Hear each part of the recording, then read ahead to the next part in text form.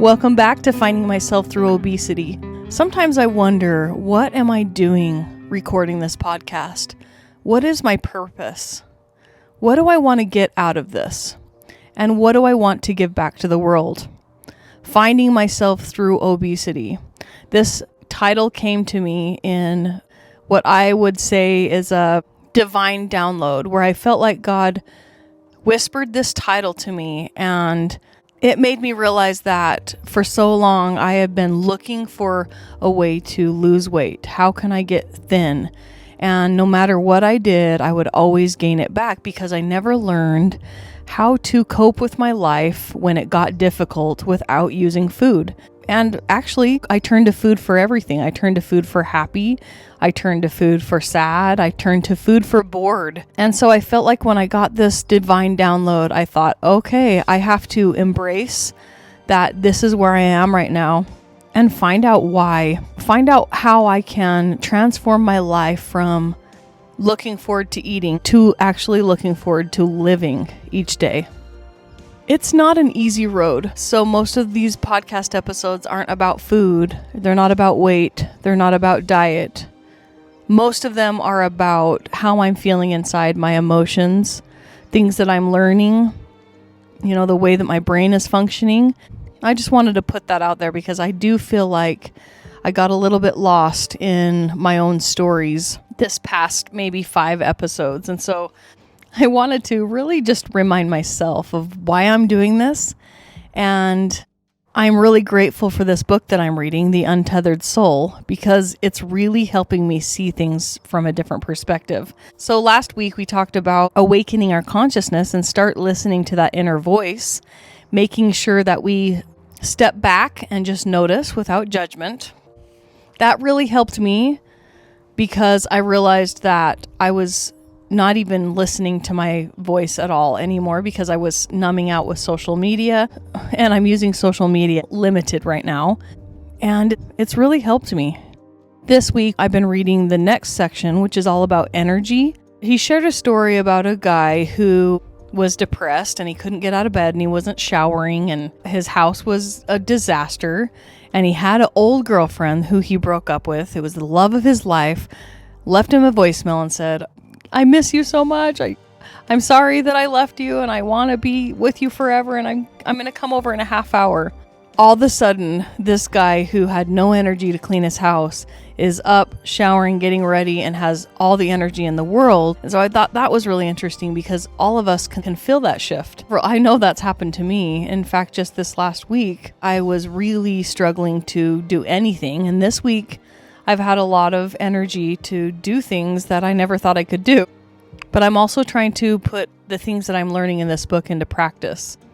I also really loved how he talked about the secrets of the spiritual heart and how we tend to close our heart when we are hurt.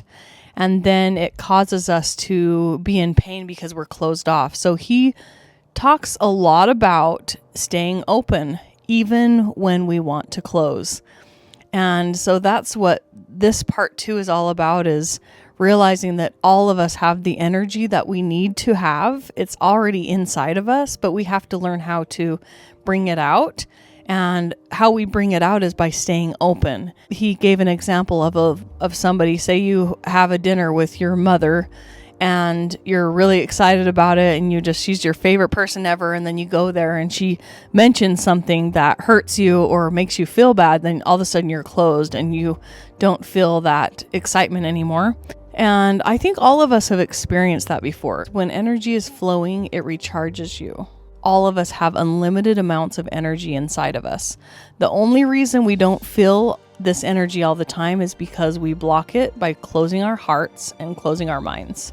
And in order to protect ourselves from hurt, we pull into a restrictive space inside of us. And so when we do that, we hide in the darkness, and energy is still there, but we just won't let it in. That's why when we're depressed, we don't have any energy. So the solution is to not close. Choose to stay open. Stay open no matter what happens. So when you're going through something that you want to close, instead, say, no, I'm not going to close. I'm going to relax, breathe, I'm going to let this situation take place and just be with it. And then pretty soon in time, you'll forget how to close. And he challenges us to dare to be different than everyone else. Stay open. The more we stay open, the more our energy builds. And the other cool thing is when we have high energy, other people around us pick up on our energy, and then it helps them have higher energy too. And energy can heal. After reading this book, I'm realizing that because I was numbing out is another way of closing. And so this week, because I've been more aware, I feel like I've been more open. I have had a lot more energy, and I've got so much more done. All the things that I'm learning in this book, I am becoming more aware, and I saw the difference between last week and the energy I have this week. And I'm grateful for that because there's a lot of things to do. And I can't sit around being closed, and I choose to be open. So I would love to challenge all of you who are listening to notice. First of all, notice what your thoughts are saying. Second of all, notice when you're closing, when your heart's closed, when you feel offended, when you feel like you want to protect yourself, and just allow yourself to feel it. Breathe, slow down, and just let it go through you. Don't close. Don't close. Let's keep open. Let's let that energy flow through us. So he's challenging us to stay open even when we want to close.